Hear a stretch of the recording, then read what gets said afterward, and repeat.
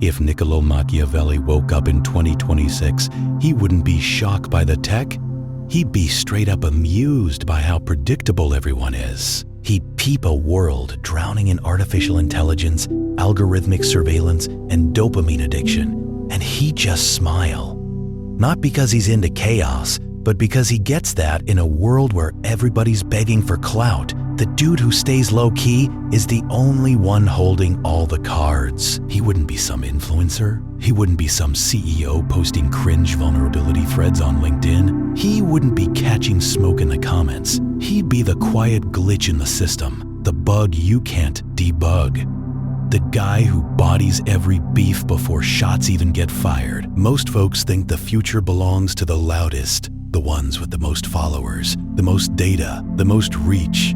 They're dead wrong. In 2026, power doesn't belong to whoever's yelling. It belongs to the void. And today, I'm gonna hand you the whole playbook for that void. What you're about to hear ain't self-help.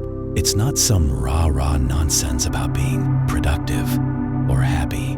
This is straight survival doctrine for a future that's getting mad hostile to human autonomy. We're sliding into an era where your thoughts get predicted before you even think them, and your wants get manufactured before you feel them. To make it through this, you can't just be smart. You gotta be Machiavellian, but not the Machiavelli from the 1500s, the Machiavelli of the digital dark age. I'm gonna give you 13 psychological rules. These are the Prince adaptations for a world run by silicon and surveillance. If you lock these in, you become a ghost in the machine, a glitch in the algorithm. You become the one person the system can't predict, and therefore, the only person it can't control. But heads up, once you see the strings, you can never go back to being a puppet. That comfort of being clueless? Gone. Let's get into the breakdown. Rule 1. The Algorithmic Ghost. Starve the prediction. Machiavelli wrote, "Men are so simple and so much inclined to obey immediate needs that a deceiver will never lack victims." In 22:6, the deceiver ain't some prince. It's the algorithm. It knows what you want to cop, who you want to smash, and who you want to vote for. It knows this because you keep feeding it. You're predictable as hell. You react to stimuli like a lab rat hitting a lever. You get tight about whatever's trending. You click the bait, you go off in the thread. You're building a data profile that makes you mad easy to manipulate. Machiavelli's first move in 2026 would be to starve the prediction. He'd become an algorithmic ghost. This doesn't mean yeeting the internet. That's just running away. And Machiavelli never dips unless it's a trap. It means messing up the pattern. If the world wants you to be consistent, you gotta become random as hell. You gotta feed the system bogus data. You engage with content you can't stand. You buy stuff you don't need, then send it back. You ghost your location not because you're paranoid, but because it's strategy. Why? Because when you can't be profiled, you can't be targeted. In the social game, this hits different. People in 26 are obsessed with personal brands. They want to know who you are. They want to box you in. Are you left or right? Are you alpha or beta? Are you rich or on the grind? Machiavelli would say, nah to the box. He'd be a whole paradox. One day he's the life of the party, the main event. Next day he's MIA, cold, unreachable. He'd quote philosophy in a street fight and use hood slang in a boardroom meeting. This ain't confusion. This is camo. When people can't figure you out, they obsess over you. They burn mental energy trying to crack your code. And while they're out here wasting calories trying to read your playbook, you're already 3 moves ahead, breaking down their defenses. In 2026, being consistent is an L. It makes you replaceable by AI. It makes you an easy target for ops. Be the glitch. Be the error message in their mental programming. When they expect you to zag, you don't zig. You vanish into thin air. Rule 2. Weaponized apathy. the Gray Rock Doctrine. We're living in an outrage economy. Your anger is a product. Your feelings getting hurt is monetized. Every headline, every tweet, every video is designed to bypass your logic and hijack your emotions. Machiavelli would clock this vulnerability immediately. He'd see a whole generation of people with zero emotional skin. You poke them, they bleed out. You diss them, they type a whole essay. You ghost them, they spiral hard. Machiavelli said, "He who is the cause of another becoming powerful ruins himself." When you react to someone, you're giving them power. When you get pressed about some provocation, you're transferring your energy to them. You're funding their relevance with your attention. In 2026, the ultimate power move ain't winning the argument. It's looking at the argument, looking at the person going off and feeling absolutely nothing. This is the Gray Rock method on steroids. You become a surface so smooth, so boring, so ice cold that their manipulation just slides right off. Picture a coworker trying to snake you. They spread a rumor. They try to get under your skin. In a meeting, the old you would defend yourself. The old you would raise your voice. The Machiavellian you look at them. You hold that eye contact for 3 seconds too long. You don't blink, and then you turn back to your work without saying a word. You treat them like background noise, like a pop-up ad. You don't argue with a pop-up ad, you just close it. This destroys people. It breaks their whole mental frame because they need your reaction to validate they even exist. When you deny them that reaction, you're not just ignoring them, you're erasing them. In a world where everyone's screaming, "Look at me," the dude who says nothing is the loudest thing in the room. Silence ain't empty. It's heavy. It's full of answers they're scared to hear. Use apathy as both shield and weapon. Let them wear themselves out trying to get a rise out of you. And when they're tired, out of breath, desperate for any acknowledgement, that's when you smile. A cold, detached smile. And you walk away. Rule 3, the synthetic mirror. Narcissism is the cheat code. Everyone in 26 thinks they're the main character. Social media has trained humanity into terminal narcissism.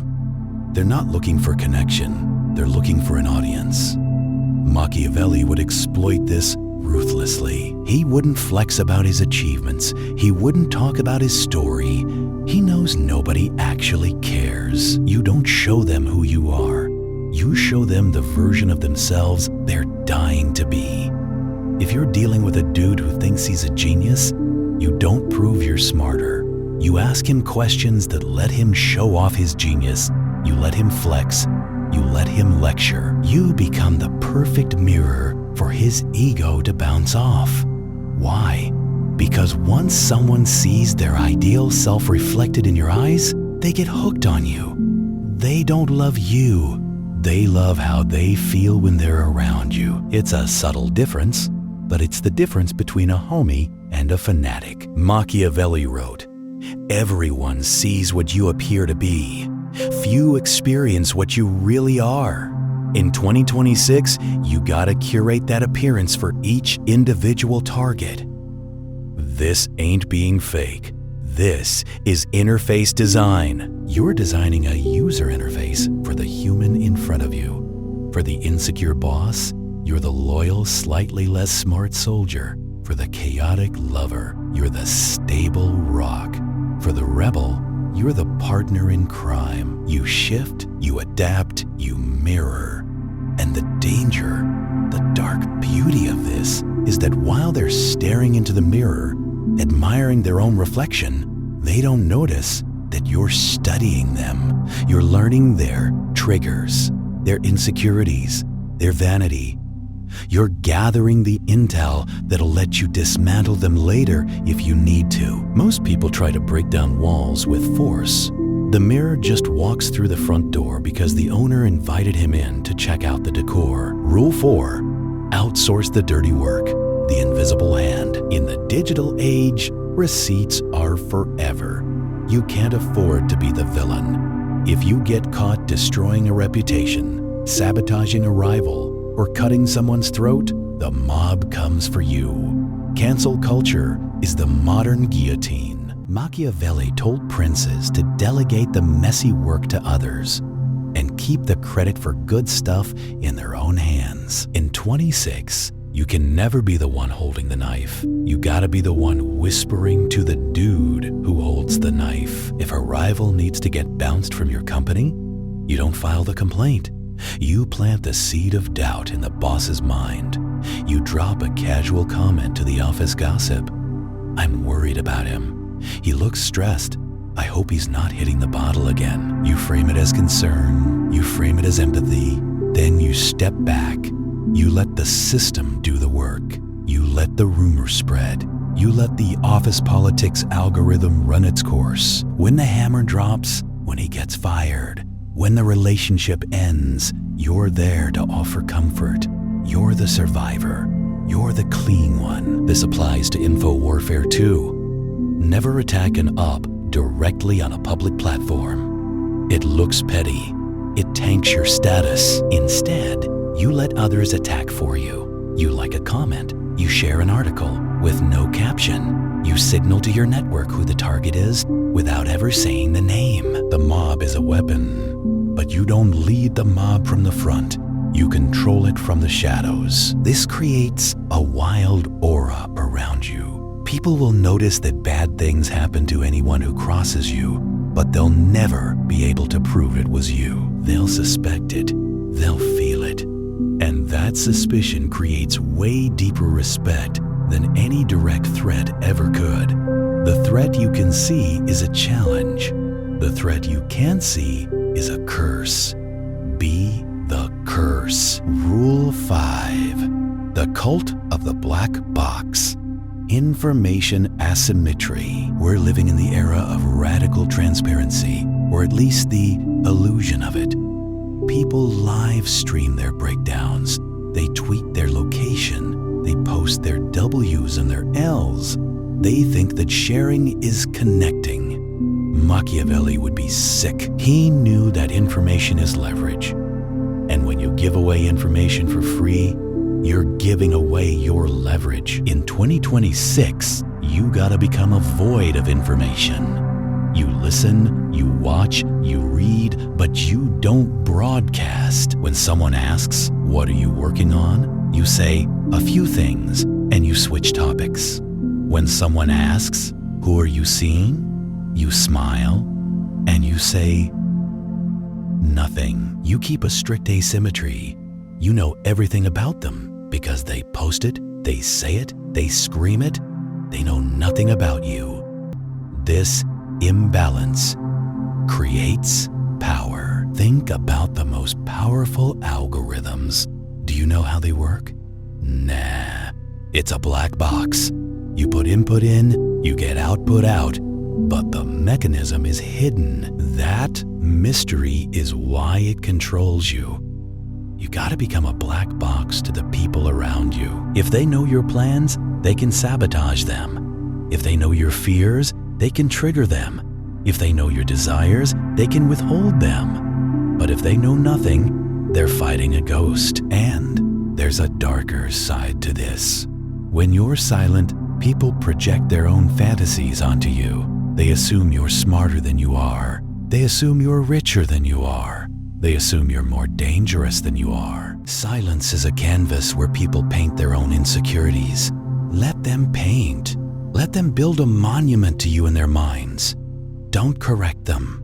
Don't clarify. In a world where everyone's a glass house, the dude who lives in a bunker is king.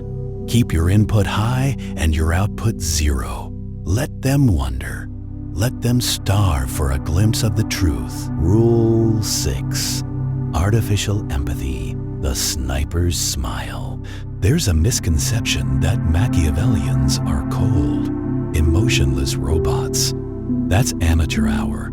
A robot is easy to spot. A robot is easy to isolate. The true master of the dark arts is warm, charming, empathetic. But in 2026, this empathy ain't a feeling, it's a tool. Machiavelli said, "A prince must know how to make use of the beast and the man." To survive in the modern social hierarchy, you gotta understand feelings better than the people who have them. But you can't let them infect you. Most people drown in empathy. They feel others' pain so deep they can't act. They get swept up in the group's hysteria. You gotta view emotions as data points. When she's crying, you're not sad. You're analyzing. Why is she crying? What does she need to hear to stop? How can this vulnerability be used to bring her closer to me? When the team is bugging out, you don't bug out. You fake concern. You mirror their anxiety just enough to show you're one of them. But inside, your heart rate hasn't changed. This detachment lets you operate like a surgeon while everyone else is reacting to the emotional storm. You're steering the ship. It lets you say the perfect thing, not the honest thing. The perfect thing. The thing that disarms them. The thing that makes them trust you. I feel you. You're right to be heated. I've never met anyone who sees the world like you do. These are cheat codes. They unlock the human firewall. Use them, but never forget that it's a simulation. If you start believing your own performance, you lose the edge. You gotta stay the observer behind the glass. You're the sniper, and empathy is just the scope you use to find the target. Rule 7, the calculated glitch, weaponized imperfection. In 2026, perfection is sus. We're surrounded by AI-generated images, filtered faces, and curated lives. When something looks too perfect, our brain automatically flags it as fake. We don't trust the flawless politician. We don't trust the overly polite salesman. We don't trust the nice guy. Machiavelli would get this instinct. To be trusted, you gotta appear human. And to appear human, you gotta be flawed. You gotta curate a weakness, a small, harmless vice that you show publicly to hide your real dangerous ambitions. Maybe you get mad about cold coffee. Maybe you're trash with technology and need help.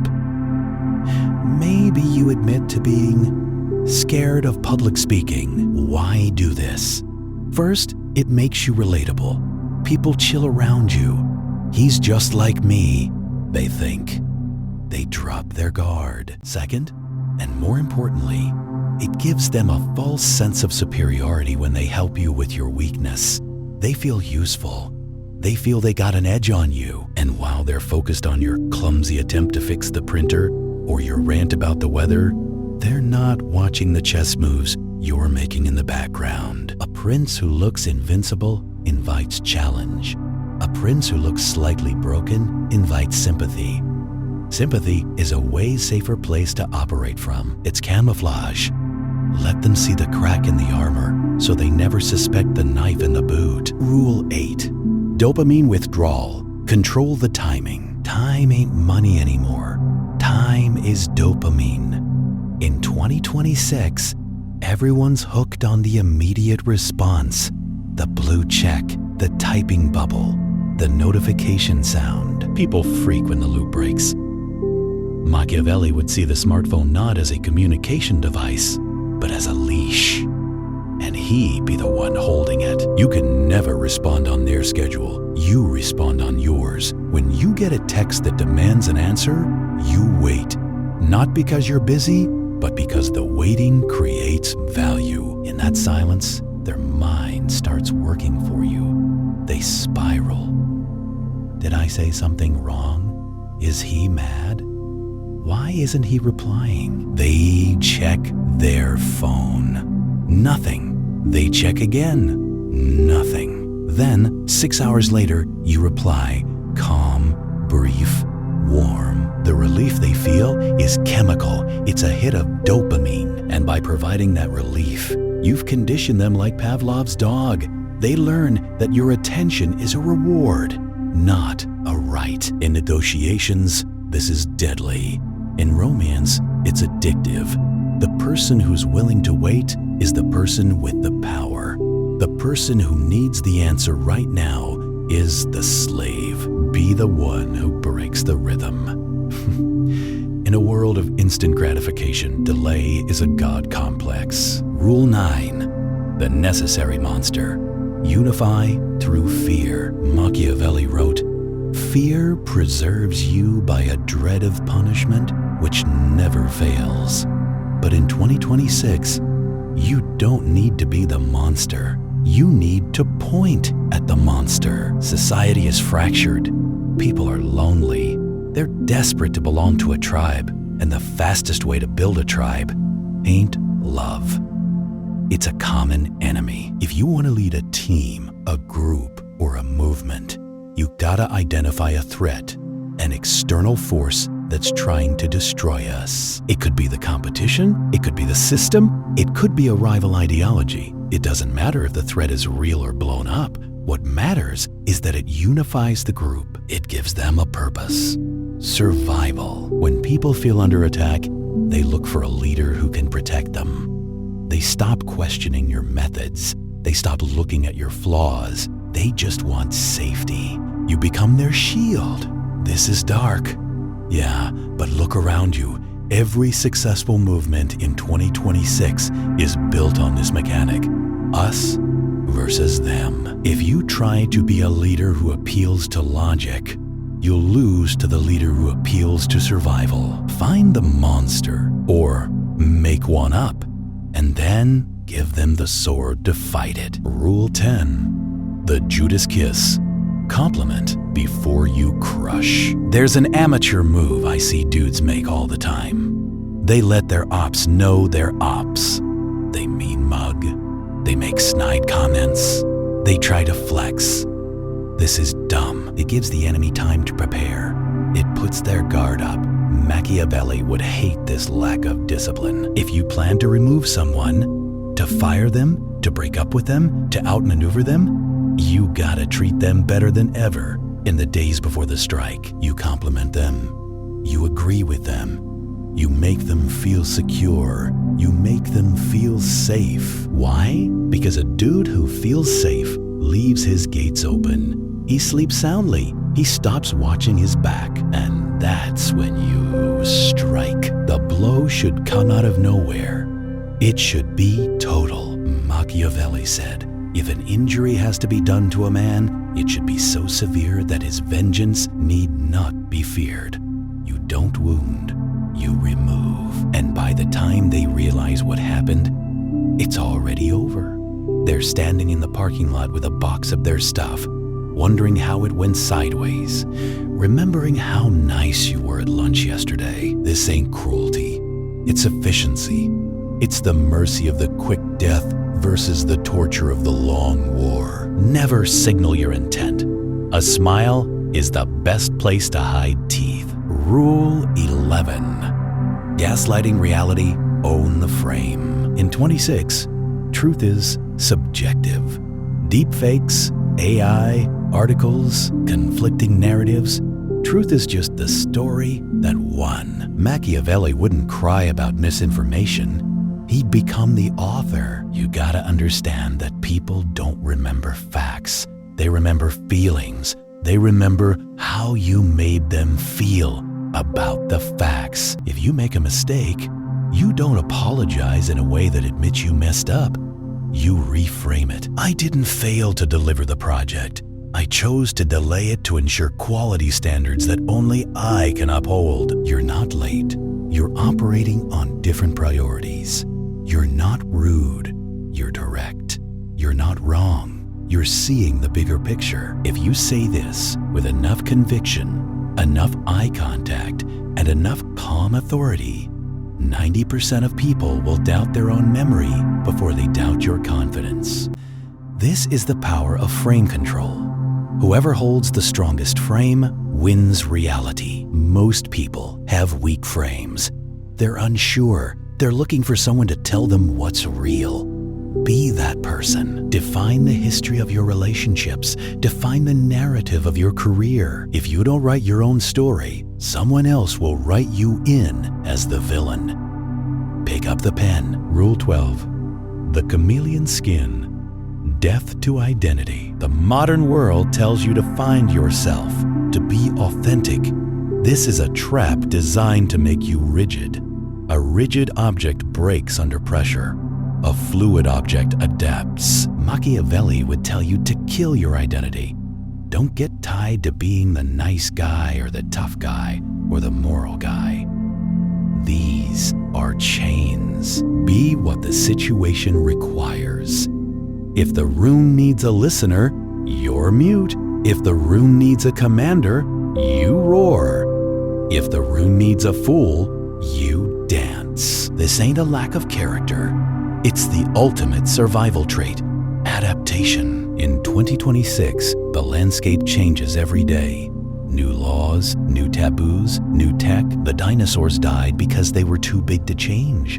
The mammals survived because they adapted. Be the mammal. Shed your skin when it doesn't serve you anymore.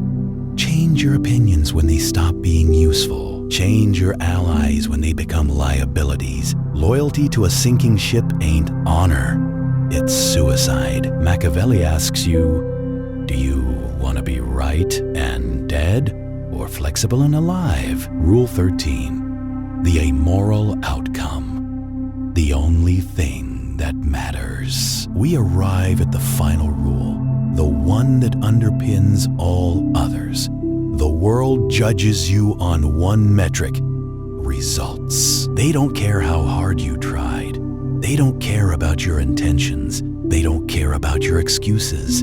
Did you win or did you lose? Machiavelli is famous for the phrase, "The ends justify the means." But let's look closer. He meant that if the end is preservation, order, and power, then the history books will forgive the methods used to get there. In your life, stop stressing over the rules that society set for you. Those rules were written by the powerful to keep you obedient. The powerful don't follow the rules. They rewrite them. If you need to lie to protect your family, you lie. If you need to manipulate a boss to get the raise that feeds your kids, you manipulate. If you need to be ruthless to secure your freedom, you cut the head off. This ain't about being evil. It's about being effective. In 26, the gap between the winners and the losers will be the size of a canyon. The winners will be those who did what was necessary. The losers will be those who did what was polite. Machiavelli would tell you to choose. You can be a saint in paradise or a prince on earth, but you can't be both. So here we are. 13 rules, 13 blades. You might feel some resistance in your chest, a voice saying, "This is too dark. This is manipulative. I want to be a good person." Good. Keep that voice. That voice is your humanity. But understand this. You don't learn the sword to become a killer. You learn the sword so that when the killer comes, you're not helpless. The world of 2026 doesn't care about your feelings. The algorithms aren't sentimental. The systems of control are tightening every day. To navigate this darkness, you gotta carry a torch. And sometimes the fire that lights the way is the same fire that burns the city. Use these rules not to destroy, but to protect. To carve out a space where you're free, where you're not a data point, not a consumer, not a victim, but a sovereign. Machiavelli didn't write The Prince for the people already in power. He wrote it for the one who wanted to take it back. Take it back. If this opened your eyes, understand, this is only what I can show publicly. There are videos I can't upload for everyone. There are aspects of dark psychology that I straight up can't discuss publicly on YouTube without getting censored or demonetized. The algorithm suppresses the most powerful information. Those exist behind the join button. If you're still here, you're not like the others. Subscribe if you haven't, but if you want what's hidden, click the join button and step into the architect level. you'll unlock exclusive, uncensored videos that dive into the deepest parts of the human psyche. Most won't. That's the point.